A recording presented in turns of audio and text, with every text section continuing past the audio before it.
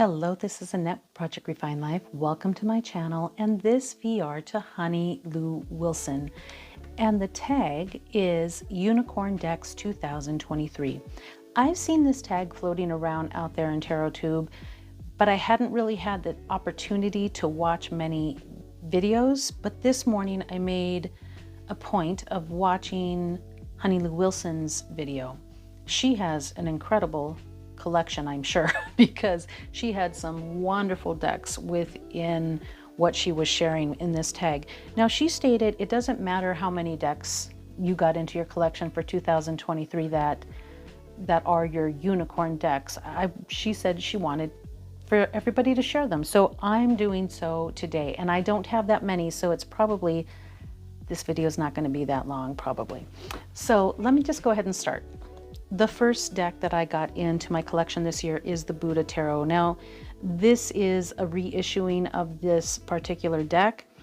This is by Robert M. Place, and I wanted this deck for so long, so long, and I just couldn't pay what they were asking for the deck. But this deck, I would spend the money on this deck just for this book alone, because it is amazing. This book is amazing.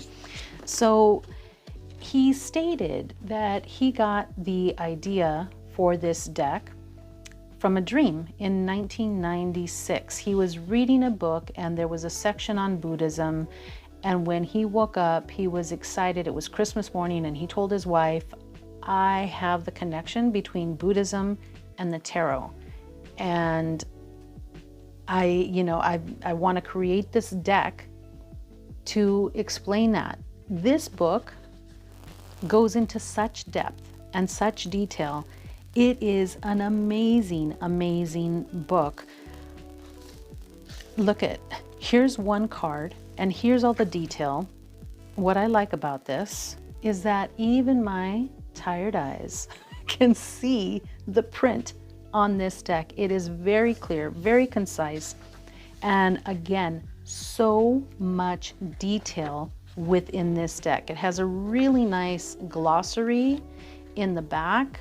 It has all these references here, all these notes, and this book is amazing. And I really think that this is one of those decks that is like this bridge of cultures that binds the tarot and other cultures together. Because to understand that in many cultures we have the same or very similar stories, and we're removed from that. And this is one of those decks that kind of interweaves the tarot plus Buddhism, so that you can understand that this story is told over and over again by many cultures. This deck is just so important for me within my practice. But as good as this book is, I haven't really dove into it yet. And I'll tell you why. Because I bought too many decks in 2024. And in accordance with other people and the amount of decks that they purchased, like my purchases were nothing. But for me, for myself, it was too many decks, because I was not able to really focus and concentrate on the decks that I got in 2024. Yes, I made a point of spending time with the decks that I got in and working with those exclusively. I wasn't able to go much further past that. Now this deck, another reason that this one kind of sat up on the shelf a little bit and I haven't used it that much is because of the cardstock. The cardstock sucks. As you can see, it won't come together. It's really, really bad. I tried to edge it in black and it won't even take the ink. So it's been a challenge for me as far as like even handling the deck. I have to separate it and then kind of do an overhand here. I can kind of riffle shuffle here. See, like those just fall because the stock is just so bad. It's kind of like cardboard in a sense. I don't know. It's just really, really bad. And I've tried so hard to like put it underneath books and try to smash it down a little bit, but it's a wild deck. I mean, that's just the way it is. However, it's better than not having this deck in my collection at all, because I really wanted this deck. This was a deck that was important to me. To weave these cultures together, to weave these stories together was really, really important to me. So this year, I do plan on spending some time with this deck. I don't know if I'm going to be reading with this deck, but I'm going to be studying this deck with the help of this awesome book. The colors are very bright and vibrant, and I love them. There are some differences in the way that the cards appear from the original deck that was issued, you know, to this particular deck. It's okay. That's okay. I think I'm still going to look.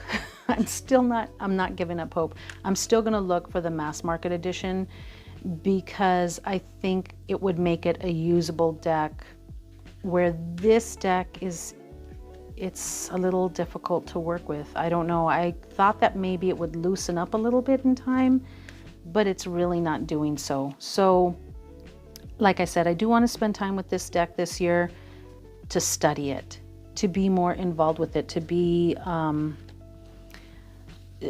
this book has a wealth of knowledge, and I just want to soak it all in. So this is the Buddha Tarot, and this was definitely one of the decks that I had on my list for quite some time, and well, I'm glad it's here.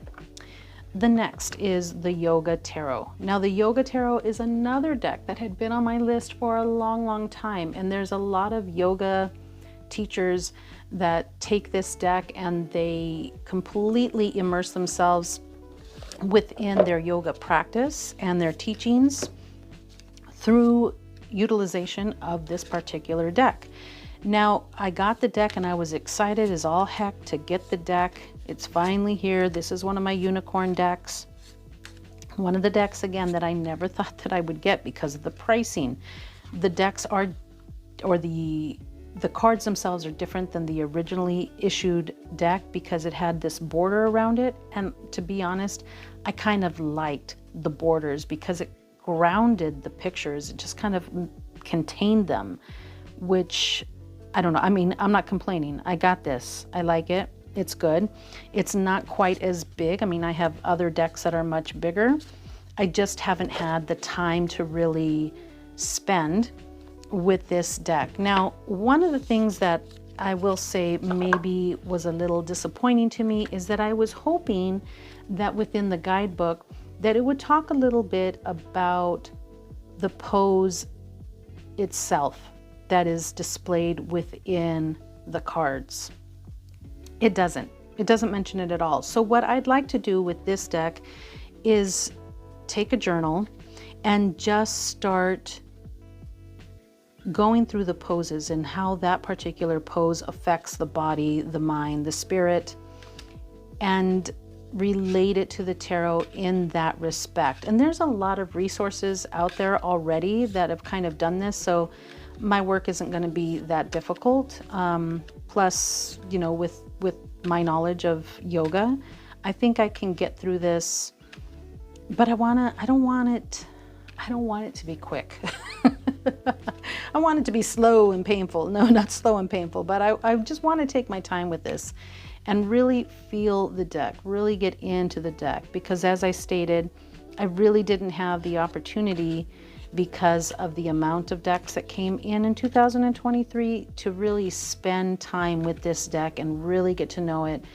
But the colors are so vibrant that I think that this might be one of my spring type decks that I'm excited to have that time with this deck. All right.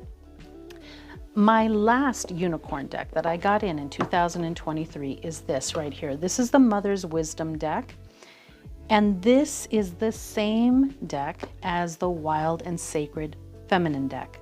This deck, I love this deck. This is such an important deck to me. I would never want to be without this deck. This has helped me in so many ways. Sometimes I just pull a card and just read it and look at it, and I always read the guidebook because the guidebook is amazing as well. But this was mass market. It came out, I believe, in 2022. But in November, my husband and I and my girls, we took a trip to Tucson. Tucson's not that far, guys. It's like an hour and 45 minutes away. Just we're busy, so we don't really get the chance to do all those things all that often. But we went into Nexus Occult Books, and there it was, behind the counter, standing there, waiting for me. The Mother's Wisdom deck, the original.